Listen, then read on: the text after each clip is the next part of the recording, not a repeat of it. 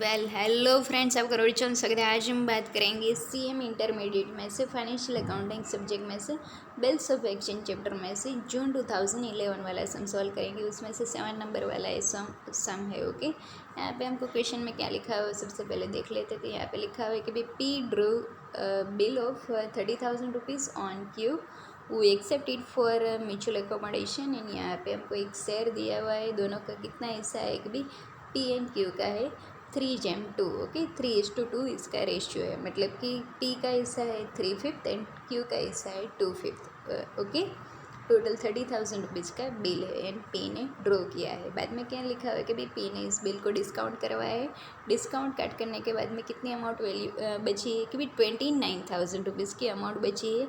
उसमें से 2/5 हिस्सा क्यू को सेंड कर दिया है। ओके, चलिए उसके बाद में क्या हुआ है कि भाई बिफोर मैच्योरिटी क्यू ने नया वाला बिल ड्रॉ किया है कि जिससे कि भाई फर्स्ट वाला बिल मेट कर सके। ओके, तो 40,000 रुपीज़ का सेकंड बिल ड्रॉ किया है। ओके, चलिए बाद में क्या लिखा है कि भाई इस बिल को डिस्काउंट करवाया है। क्यू ने इस बिल को ड्रॉ किया है इसलिए वही डिस्काउंट करवाएगा। ओके, तो इससे डिस्काउंट करने के बाद में कितनी अमाउंट बची है कि भाई 38,500 रुपीज़। ओके, मतलब कि 1,500 रुपीज़ का डिस्काउंट का चार्ज लगा है। ओके, एंड इस अमाउंट से फर्स्ट बिल मेट हो चुका है। एंड बाद में क्या हुआ कि भाई क्यू ने पे को 5,100 रुपीज़ सेंड किए हैं। ओके, बाद में क्या हुआ कि भाई before maturity second bill P becomes insolvent. Okay, तो यहाँ पे मैच्योरिटी डेट से पहले ही पी इंसॉल्वेंट डिक्लेयर हो चुका है एंड उसकी एस्टेट से कितने रुपीज़ मिलने वाले हैं कि भाई 40 पैसे मिलने वाले हैं, मतलब कि 40% पेमेंट मिलेगा क्यू को। ओके, तो यहाँ पे हमको पी की बुक्स में जनरल एंट्रीज पास करनी है एंड क्यू का अकाउंट भी प्रिपेयर करना है। ओके, तो चलिए हम सबसे पहले यहाँ पे दोनों को कितनी अमाउंट्स मिलेगी एंड कितना डिस्काउंट बॉन्ड करना पड़ेगा उसके बारे में हम सबसे पहले बात कर लेते थे। यहाँ पे देखिए फर्स्ट वाला बिल कितना था, ये भी 30,000 रुपीज़ का था। ओके, उसमें से हम 3/5 करेंगे तो 18,000 आएगा पी का हिस्सा एंड 2/5 करेंगे तो क्यू का हिस्सा आएगा 12,000 रुपीज़। ओके,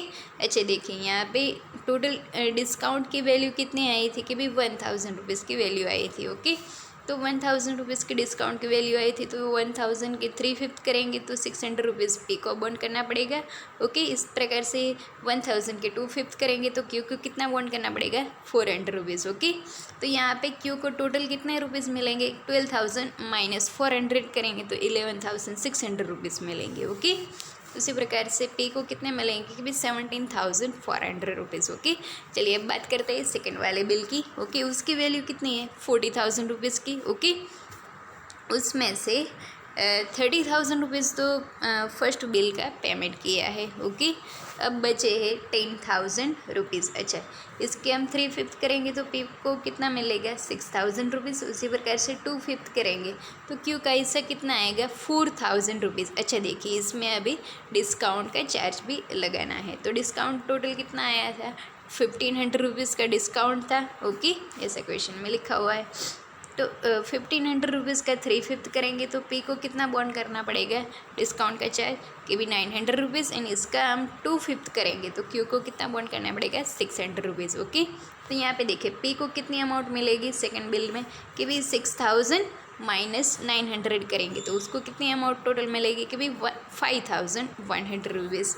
उसी प्रकार से यहाँ पे क्यू को कितनी अमाउंट मिलेगी 4,000 माइनस 600 करेंगे तो उसको कितने मिलेगी 3,400 रुपीज़। ओके, चलिए बाद में क्या लिखा होता है कि भाई सेकेंड बिल मेच्योर हो उससे पहले पी इंसॉल्वेंट डिक्लेयर हो चुका है। ओके, तो यहाँ पे हमको ये फाइंड आउट करना है कि भाई पी को कितनी अमाउंट पे करनी थी। ओके, कि भाई पी को क्यू को कितनी अमाउंट पे करनी है। ओके, तो यहाँ पे हम देखेंगे कि भाई यहाँ पे पी को कितना टोटल बेनिफिट रिसीव हुआ है। देखिए फर्स्ट बिल में उसको कितना डिस्काउंट इंक्लूड करने के बाद में अमाउंट रिसीव हुई थी कि भाई 18,000 रुपीज़। ओके, एंड सेकेंड वाले बिल में उसको कितनी अमाउंट रिसीव हुई थी डिस्काउंट इंक्लूड करने के बाद में कि भाई 6,000 रुपीज़। ओके, तो यहाँ पे पी का सेकंड बिल में हिस्सा 6,000 रुपीज़ का था, फर्स्ट वाले बिल में 18,000 रुपीज़ का हिस्सा था। इन दोनों को ऐड करेंगे तो कितने रुपीज़ आएंगे? 24,000 रुपीज़। ओके, तो क्यू को पी से कितने अमाउंट रिसीव करनी है? 24,000 रुपीज़। ओके, तो इसमें से केवल 40% ही मिलेंगे। ओके, तो बाकी बची amount Q bad debt account में ट्रांसफ़र कर देंगे। ओके, तो यही बात हुई कि भाई पे को कितना हिस्सा क्यू को सेंड करना है, कितना यहाँ पे सेकंड बिल में डिस्काउंट का चार्ज लगा है, फर्स्ट बिल में डिस्काउंट का चार्ज लगा है, उसकी इन्फॉर्मेशन। ओके, चलिए अब हम पी की बुक में जनरल एंट्रीज पास आउट कर देते। तो फर्स्ट वाली एंट्री कौन सी पास करेंगे कि भाई पी को बिल्स रिसीवेबल मिली है उसकी। ओके, तो यहाँ पे किससे बिल्स रिसीवेबल मिली है कि भाई क्यू से, क्रेडिट द गिवर, इसलिए हमने यहाँ पे क्यू का अकाउंट क्रेडिट कर दिया है। 30,000 रुपीज़ का बिल है। ओके, बिल्स रिसीवेबल हमारे लिए एसेट है, इसलिए हमने उसका अकाउंट डेबिट कर दिया है। हमारी एसेट इंक्रीज हो रही है इसलिए। ओके, बाद में सेकंड एंट्री कौन सी बात करेंगे कि बिल को डिस्काउंट करवाया है उसके। ओके, तो कितने रुपीज़ मिले है कि भाई 29,000 रुपीज़, 1,000 रुपीज़ का डिस्काउंट चार्ज लगा है। ये हमारे लिए एक्सपेंस है, इसलिए हमने उसका अकाउंट डेबिट किया है। ओके, यहाँ पे हमारे पास जो कुछ भी बिल था वो हम बैंक को देंगे। ओके, 30,000 रुपीज़ का बिल है, तो इतनी हमारी बिल्स रिसीवेबल नाम की एसेट डिक्रीज हो जाएगी। ओके, तो हम क्या करेंगे कि भी बिल्स रिसीवेबल का अकाउंट क्रेडिट कर देंगे। ओके, चलिए तीसरी एंट्री हम कौन सी पास करेंगे कि भाई टोटल 30,000 रुपीज़ हमें का बिल है। ओके, उसमें से हम क्यू का हिस्सा सेंड करेंगे। तो क्यू का हिस्सा कितना है? 2/5 है। ओके, तो 30,000 का हम 2/5 करेंगे तो 12,000 रुपीज़ आएंगे। ओके, यहाँ पे हमको कितनी अमाउंट रिसीव हुई है डिस्काउंट कट करने के बाद में कि भाई 29,000 रुपीज़। ओके, उसका हम 2/5 करेंगे तो हम क्यू को कितना हिस्सा सेंड करेंगे कि भाई 11,600 रुपीज़। ओके, वो हम बैंक अकाउंट में क्रेडिट करेंगे। बाद में देखिए यहाँ पे 1,000 का डिस्काउंट का चार्ज है, उसका भी हम 2/5 करेंगे तो कितने रुपीज़ आएंगे? 400 रुपीज़ क्यू को डिस्काउंट का चार्ज बर्न करना पड़ेगा। ओके, तो यहाँ पे ये एंट्री हमने कौन सी पास की कि भाई 2/5 ऑफ प्रोसीड इस बिल की जो कुछ भी 2/5 हिस्सा है वो हमने क्यू को सेंड किया है। ओके, अच्छा देखिए बाद में क्या हुआ है कि भाई यहाँ पे क्यू ने नया बिल ड्रॉ किया है। ओके, एंड हमने एक्सेप्ट किया है, तो हम यहाँ पे क्या करेंगे? हमें एक्सेप्ट करना है, मतलब कि हमें बिल का पेमेंट करना है। ओके, तो हम बिल्स, उसको हम क्या कहते हैं? बिल्स पेएबल कहते हैं। बिल्स पेएबल हमारे लिए लायबिलिटीज़ है। लायबिलिटीज़ इंक्रीज़ हो तो हम उसको क्या करते हैं? क्रेडिट करते हैं। ओके, हमारी लायबिलिटीज़ इंक्रीज़ हो रही है इसलिए हमने बिल्स पेएबल का अकाउंट क्रेडिट किया है। 40,000 रुपीज़ का बिल है। ओके, यहाँ पे हमें किसको पेमेंट करना है? क्यू को। ओके, इसलिए हमने उसका अकाउंट डेबिट किया है।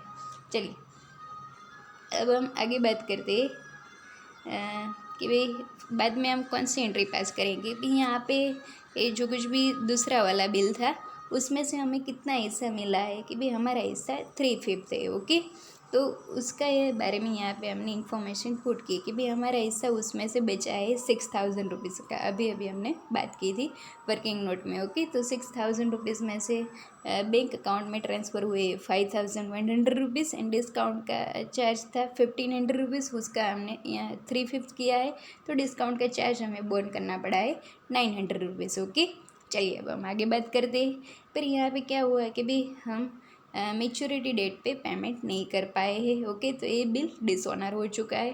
तो जो कुछ भी एंट्री हमने बिल को एक्सेप्ट करने की थी उसकी हम यहाँ पे रिवर्स एंट्री पास करेंगे। ओके, तो यहाँ जब हमने नया बिल एक्सेप्ट किया था तब कौन सी एंट्री पास की थी कि भाई क्यू का अकाउंट डेबिट किया था to bills payable account. Okay, तो यहाँ पे उसकी रिवर्स एंट्री पास करेंगे बिल को डिसऑनर करने की एंट्री कि भाई bills payable account debit to Q account. Okay, चलिए बाद में क्या करते हैं कि भाई यहाँ पे हम हमारे पास जो कुछ भी एस्टेट है उसमें से केवल हम 40% का ही पेमेंट कर सकते हैं। ओके, तो यहाँ पे क्या किया है कि भाई टोटल हमें क्यू को 24,000 रुपीज़ पेमेंट करने हैं। ओके, उसका हम 40% करेंगे तो कितने आएंगे?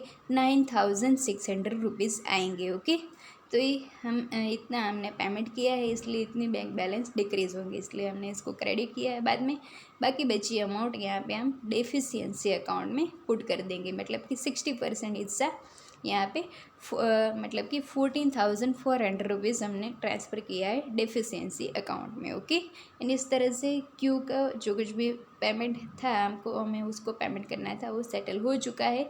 मतलब कि यहाँ पे देखिए क्यू हमारा क्रेडिटर था, उसका यहाँ पे सेटलमेंट हो चुका है, मतलब कि उसका अकाउंट यहाँ पे हम क्लोज कर देंगे, इसलिए उसकी एंट्री क्या आएगी, रिवर्स एंट्री, मतलब कि डेबिट किया है उसका अकाउंट। ओके, चलिए अब हमको आगे क्या प्रिपेयर करना है, तो बात हुई जनरल एंट्रीज के, हमको क्यू का अकाउंट भी प्रिपेयर करना है। ओके, तो ये तो ईजी है। देखिए यहाँ पे हम क्या करेंगे, फर्स्ट वाली एंट्री हमने कौन सी पास की थी कि भी bills receivable account debit to Q account है। यहाँ पे क्यू का अकाउंट क्रेडिट हुआ है, मतलब कि हम क्यू का अकाउंट में क्रेडिट करेंगे। कितनी अमाउंट है, 30,000 रुपीज़ है।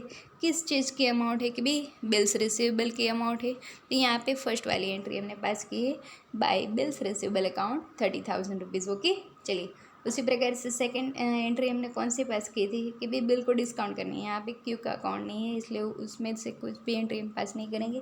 थर्ड वाले अकाउंट में क्या लिखा हुआ है कि भी क्यू का अकाउंट डेबिट किया है to bank account to discount account. Okay, तो हमने यहाँ पे क्यू के अकाउंट में डेबिट साइड हम पुट करेंगे bank account and discount account. Okay, bank account में कितने रुपीज़ पुट किए, 11,600 रुपीज़, एंड डिस्काउंट अकाउंट में पुट किए 4,000 रुपीज़। ओके, चलिए अब हम आगे बात करते हैं कौन सी एंट्री पास करेंगे कि यहाँ पे देखिए बिल्स पेएबल की एंट्री है।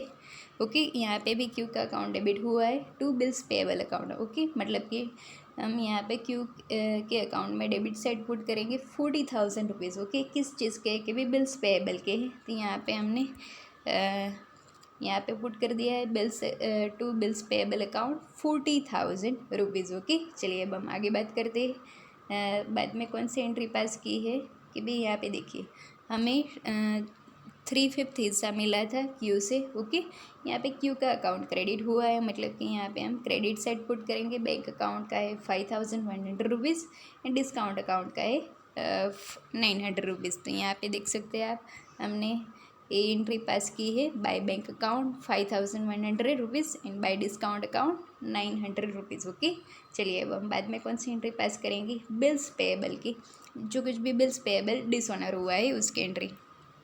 ओके, तो यहाँ पे कौन सी एंट्री थी कि क्यू के अकाउंट क्रेडिट हुआ है, इसलिए हम क्रेडिट साइड पुट करेंगे। क्या पुट करेंगे, by bills payable account 40,000 rupees. Okay, यहाँ पे हमने पुट किया है by bills payable account 40,000 rupees credit side. Okay, चलिए अब हम लास्ट एंट्री पास कर देते हैं, जो कुछ भी सेटलमेंट की एंट्री थी। यहाँ पे देखिए क्यू का अकाउंट डेबिट हुआ है, मतलब कि हम डेबिट साइड पुट करेंगे। कौन सी अमाउंट पुट करेंगे कि बैंक अकाउंट के में 9,600 रुपीज़ ट्रांसफ़र किए हैं एंड डिफिशियंसी अकाउंट में कितने ट्रांसफ़र किए, 14,400 रुपीज़। ओके, तो वही चीज़ यहाँ पे हमने पास कर दी है डेबिट साइड। ओके, तो इस तरह से हम क्यू का अकाउंट प्रिपेयर कर सकते हैं। ओके, इजी है ना।